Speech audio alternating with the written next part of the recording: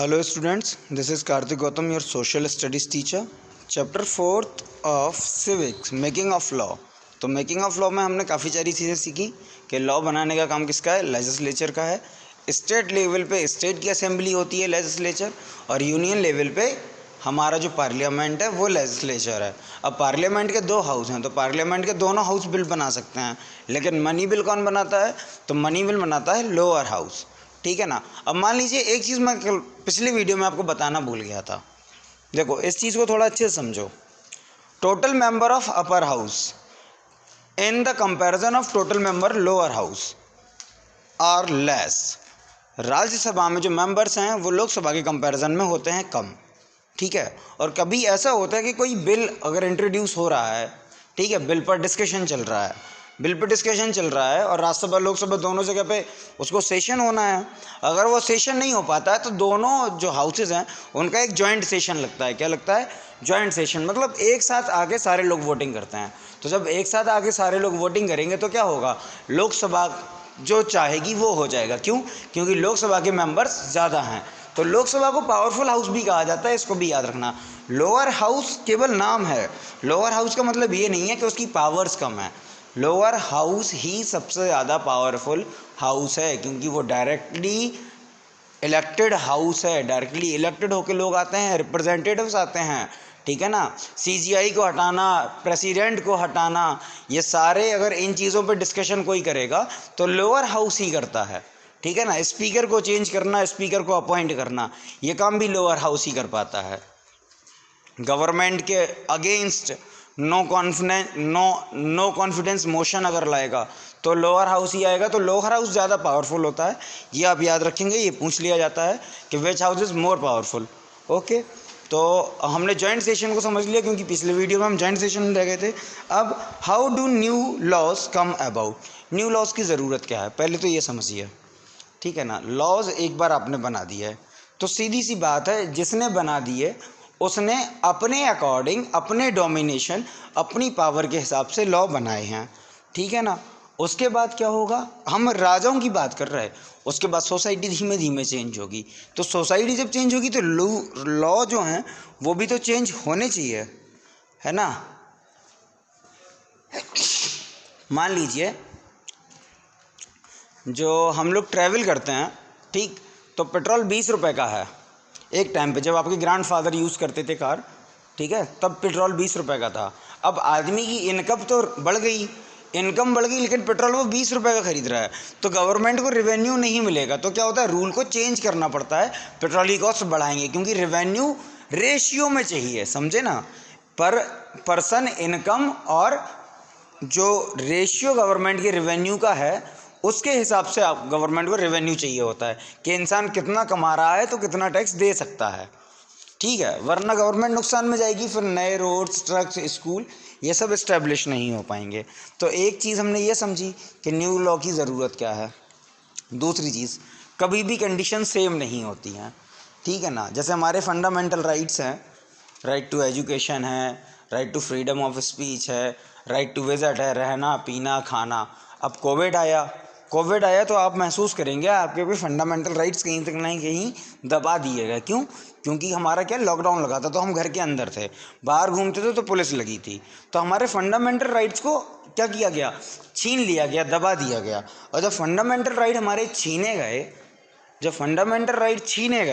तो ये क्या हुआ, ये हमारे साथ तो बुरी चीज़ हुई।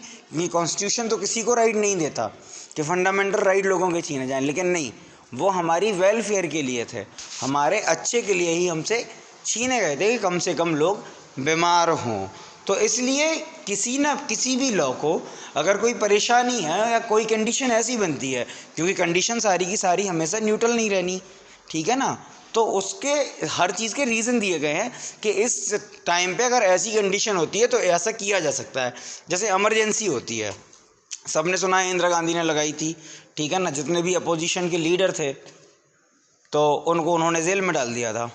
तो क्या था, इमरजेंसी 3 केस में लगती है, ठीक है ना। पहला तो जब कंट्री बहुत ज़्यादा फाइनेंशियल क्राइसिस पे परेशान हो तो फाइनेंशियल इमरजेंसी लगती है, और इंडिया में कभी भी अभी आज तक फाइनेंशियल इमरजेंसी नहीं लगी। दूसरी वॉर इमरजेंसी होती है, जैसे जब हमने चाइना से लड़ा तब इमरजेंसी लगी, जब हमने पाकिस्तान से लड़ा तब इमरजेंसी लगी। चाइना से तो हमने 2 बार लड़ा है, तो 2 बार इमरजेंसी चाइना के टाइम पे लगी है, और पाकिस्तान के टाइम पे भी 2 या 3 बार इमरजेंसी लगी हुई है, ठीक है ना। क्योंकि एक बार शास्त्री जी ने लड़ा था, एक बार इंदिरा जी ने लड़ा, उसके बाद कारगिल हुआ था, तो इन टाइम पे इमरजेंसी लगी है। जब प्रॉपर वॉर ही हुई हैं, जब ऐसी झड़पें हुई हैं या स्ट्राइक हुई हैं, सर्जिकल स्ट्राइक, तब इमरजेंसी नहीं लगी, तो आपने उस चीज़ को फील नहीं किया है, ठीक है ना। अब दूसरी एक मैटर और था कि इंटरनल कॉन्फ्लिक्ट्स अगर कंट्री के हों तो पावर होती है प्रेसिडेंट के पास कि वो इमरजेंसी लगा सकता है, ठीक है ना। तो इस चीज़ का ही मिसयूज़ करके, जो थर्ड मैंने आपको बताया इंटरनल कॉन्फ्लिक्ट्स, तो इंटरनल कॉन्फ्लिक्ट्स ये जो राइटिंग में था, इसका मिसयूज़ करके इंदिरा गांधी जी ने क्या किया था, इमरजेंसी लगाई थी। मतलब एक रूल अच्छे के लिए था, लेकिन उसका मिसयूज़ किया गया, ठीक है। और उसके बाद जब गवर्नमेंट चेंज हुई, इमरजेंसी ख़त्म हुई, तो इस वाला जो इंटरनल कॉन्फ्लिक्ट्स है, इसको कॉन्स्टिट्यूशन से हटा दिया गया। मतलब क्या, एक लॉ जब उनको समझ में आ गया कि इसका मिसयूज़ कर रही है कोई लोग, तो उसको क्या किया, हटा दिया गया। तो एक नया लॉ आ गया। नए लॉ का मतलब यही तो है, पुराने को है या तो हटा देना या नई चीज़ को ला देना। जैसे फंडामेंटल राइट्स हैं, ठीक है ना। तो फंडामेंटल राइट्स में हम क्या पढ़ते हैं, राइट टू एजुकेशन हमने पढ़ा। राइट टू एजुकेशन क्या था, अब जब कॉन्स्टिट्यूशन लिखा गया तब राइट टू एजुकेशन नहीं था। इस चीज़ को थोड़ा समझिए, बहुत सारी चीज़ें चेंज हो सकती हैं, ठीक है ना, छीनी नहीं जा सकती लोगों से, मतलब उन्हें और अच्छा किया जा सकता है, ठीक हो। इसी को फेडरल स्ट्रक्चर या डायरेक्टिव सिस्टम कहते हैं, डायरेक्टिव प्रिंसिपल्स, समझे, कि चीज़ों को और अच्छा करना।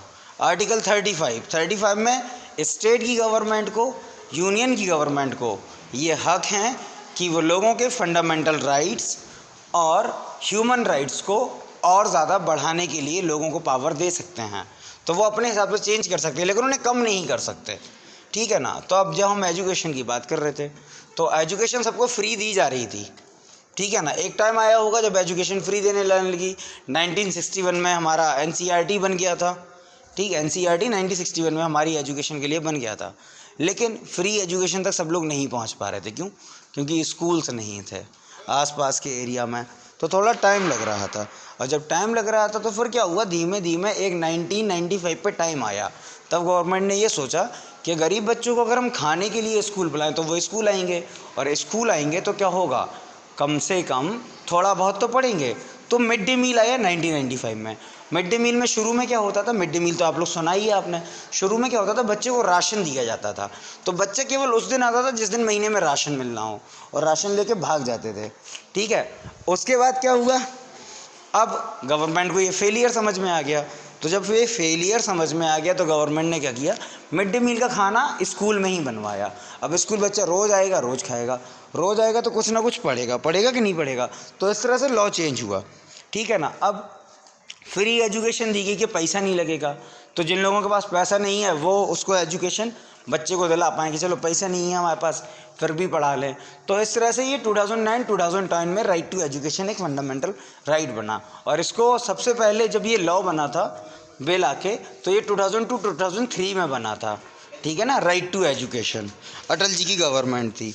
आगे क्या है, the enactment of new law. New law कैसे बनते हैं, इसमें देखो ये लिखा हुआ है कि एनसीईआरटी कब बना, एनईपी कब बना। एनईपी क्या होता है, किसी भी कंट्री में एजुकेशन कैसी होगी उसके लिए एक मैग्ना कार्टा बनाया जाता है। मैग्ना कार्टा मतलब बहुत ज़्यादा, जब कोई चीज़ बहुत ज़्यादा पेजेस में लिखी जाती है और उसमें बहुत सारे इंस्ट्रक्शन होते हैं तो उसको मैग्ना कार्टा बोलते हैं।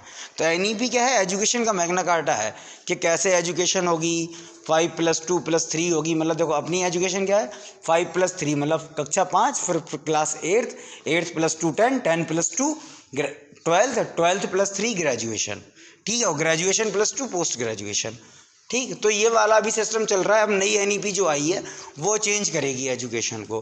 तो एनईपी में कुछ बातें थी कि बच्चों को इस तरह से सिखाया जाए, इस तरह से सिखाया जाए। तो लास्ट एनईपी 1986 है, उसके बाद से कोई एनईपी नहीं आई, मतलब कोई भी नेशनल पॉलिसी ऑफ एजुकेशन की नहीं आई है। और अब ये एजुकेशन की हमारी पॉलिसी आने वाली है, ठीक है ना। अब लॉज कैसे चेंज होते हैं तो आप बगल में फ्रेम में देखेंगे तो उसमें एक चीज़ और है। एक चीज़ क्या है, उसमें है आरटीआई एक्ट जो आया था, ये मैं आपको बता रहा हूँ। देखो ये पहले समझ लो, ठीक है। ये देखो आरटीआई का लिखा हुआ है, आरटीई, ठीक है। राइट टू एजुकेशन बना 2010 में। ये सब मैंने आपको बता दिया। पहले इसको देखिए आप, the education is of most importance for the progress of any country. Education NCERT कब बना?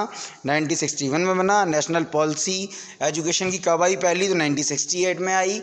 उसके बाद कब आई थी? 1986 में आई थी। उसके बाद से कोई भी एजुकेशन की पॉलिसी नहीं आई है। सबको, चाहे वो ट्राइब्स हों, चाहे वो शेड्यूल्स हों, सबको एजुकेशन के राइट दिए गए थे, ठीक है ना। उसके बाद देखिए, ये देखिए गवर्नमेंट ने क्या किया, 1990 ने एजुकेशन फॉर ऑल मूवमेंट, सर्व शिक्षा अभियान चलाया, सब पढ़े सब बढ़े। फिर उसके बाद 6 से 14 ईयर्स के बच्चों के लिए एजुकेशन फ्री कर दी गई। तो 2003 में ये क्या किया गया था, इस लॉ को लाया गया था। कब लाया गया था? 2003 में। और 2009-2010 तक आते आते ये फंडामेंटल राइट बन गया, ठीक है ना। इस चीज़ को अलग अलग समझिएगा। ये आपका पूरा हो गया। अब चाहे लोकल गवर्नमेंट हो, गांव के प्रधान हो, उनकी भी ये ड्यूटी है, चाहे वो स्टेट गवर्नमेंट हो, चाहे वो सेंट्रल गवर्नमेंट हो, सबकी ड्यूटी है क्या, कि सारे बच्चों को एजुकेशन मिल पाए। सारे बच्चों को एजुकेशन देके क्या मिलेगा वो हम आपको फिर बताएंगे, क्योंकि वो थोड़ा इकोनॉमिक्स का पार्ट है। अब इसके बगल में जब आप फ्रेम देखेंगे तो RTI है, right to information act. Right to information act क्या होता है?